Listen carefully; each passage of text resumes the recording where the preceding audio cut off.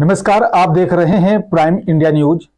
चलिए बात करते हैं बड़ी खबर की। लोकसभा चुनाव 2024 को लेकर आज दिल्ली प्रदेश भारतीय जनता पार्टी कार्यालय में हवन और पूजा कर चुनाव कार्यालय का उद्घाटन किया गया, जिसमें केंद्रीय मंत्री हरदीप सिंह पुरी और साथ ही चुनाव प्रभारी ओम प्रकाश धनखड़, दिल्ली बीजेपी के प्रदेश अध्यक्ष वीरेंद्र सचदेवा और लोकसभा चुनाव के 7 उम्मीदवार उपस्थित रहे और बड़ी संख्या में कार्यकर्ताओं ने और साथ ही पदाधिकारियों ने अपनी उपस्थिति दर्ज कराई है। सभी कार्यकर्ताओं पदाधिकारियों ने 5 संकल्प लेकर लोकसभा चुनाव 2024 का शंखनाद किया है। अब की बार 400 पार नारे के साथ एक बार फिर मोदी सरकार की शुरुआत।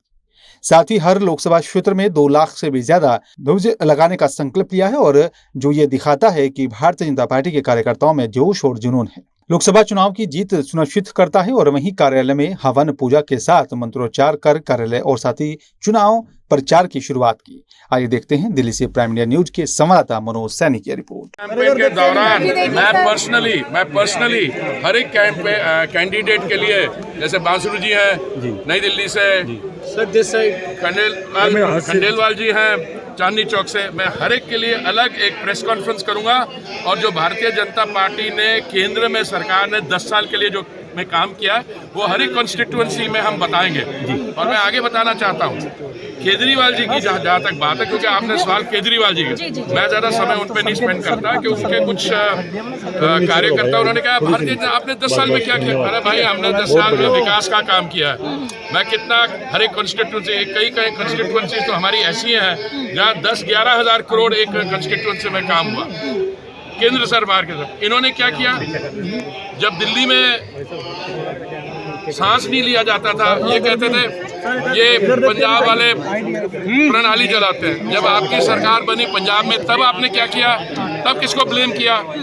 कभी मोहल्ला क्लिनिक में गड़बड़ हो जाती है, कभी इनकी एजुकेशन डिपार्टमेंट में हो जाती है। और इन्होंने राजनीति ज्वाइन की थी। क्या कहा था उस समय, जब अन्ना हजारे जी के आंदोलन में आपने भाग लिया, आपने कहा कि हम भ्रष्टाचार के खिलाफ एक 7 की 7 सीटों पर विजय ही होंगे, दोहराएंगे इतिहास को। और ये संकल्प एक गौरवान्वित भारत के लिए, एक शक्तिशाली भारत के लिए, एक जो हर नौजवान का सौपन कभी ना कभी रहा है, विश्वगुरु भारत, समर्थ भारत, जिसको सोने की चिड़िया के रूप में कहा जाता था, आज भारत उस रास्ते पर है।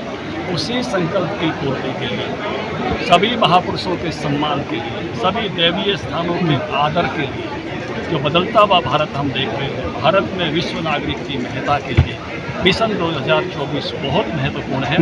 जो मुगलों के आक्रमण से पहले भारत की इकोनॉमी दुनिया में सबसे ऊपर रहती थी, 2024 का चुनाव उसके लिए पायदान बनेगा तीसरे स्थान पर पहुंचने के लिए।